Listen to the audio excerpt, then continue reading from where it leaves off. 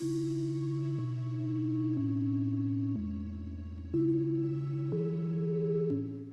back to Don's Life. Welcome to the channel. Today we have more HyperDip action for you. So if you look over at my GMC Sierra AT4, this is a truck I just picked up. It's my new project. I'm going to continue the other projects, but this one's just kind of the focus because if you know me, I cannot keep it stock looking. I've got to start doing stuff right away. So previous video, I've already tinted the lights. Make sure you check that out, link up above. But today we're going to get rid of some chrome. And I'm going to start with these AT4 badges. Now you see this little red insert? I'm going to try my best to peel back the HyperDip after I apply it to just leave the red intact and have everything else blacked out. I don't know how it's going to turn out, but that's the point of this video. So there's a badge on the other side and up here. We're also going to look at doing the same thing with this GMC logo here. This is going to be much easier because when the HyperDip fully dries, because this gap inside is large enough, it's not going to bridge the material and we should be able to carefully peel back the red. But we decided to leave the red intact because one of the characteristics or part of the character of this truck and the Trail Boss is they got those red tow hooks in the front. So a little bit of red to highlight that, I don't think it's a bad thing. Oh, one more badge down here, can't forget that one.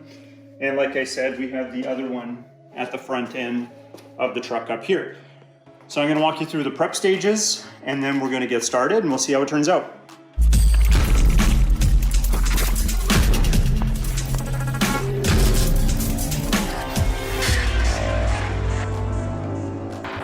All right, first we need to clean the areas that we're going to be working with. I have this pre-dip spray. It's used for HyperDip or Plasti Dip.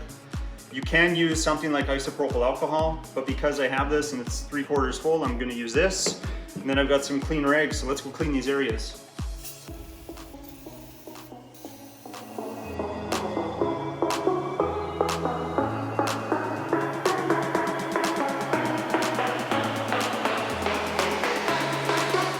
Everything is clean. We're at the masking stage. When I bought my kit for the Escalade that I did in a previous video, link up above, it came with some masking film that I hadn't used yet, so I'm going to use that today. You could just use masking tape or painter's tape, and then you want to definitely get a large area covered for any overspray because there will be some. It's not that hard to take off, but if you can prevent having to do that in advance, then why not, right? So let's do the masking.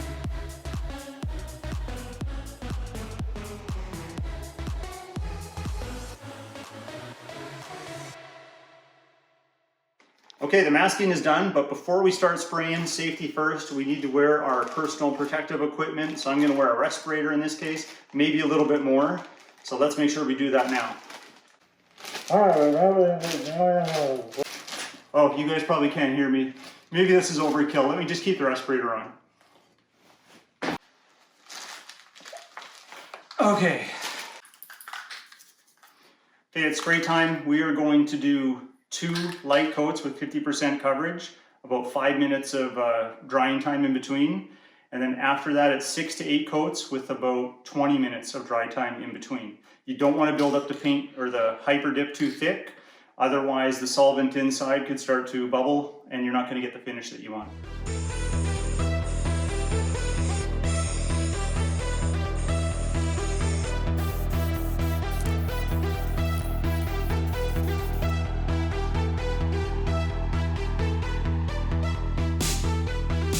Okay, we got our 2 coats on. I might have went a little heavy on that second coat.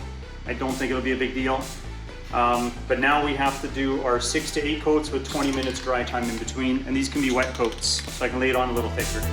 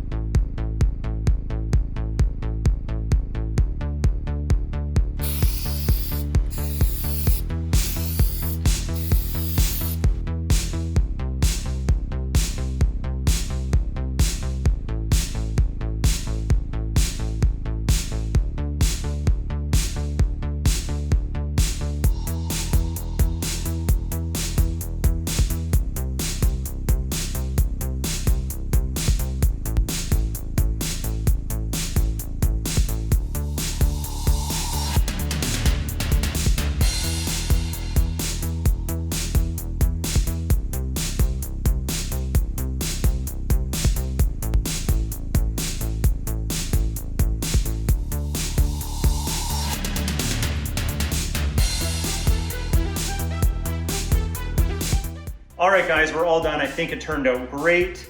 For the cost of one can, and I only used 3/4 of it, we got most of the emblems on the truck done. So I think it's a no-brainer.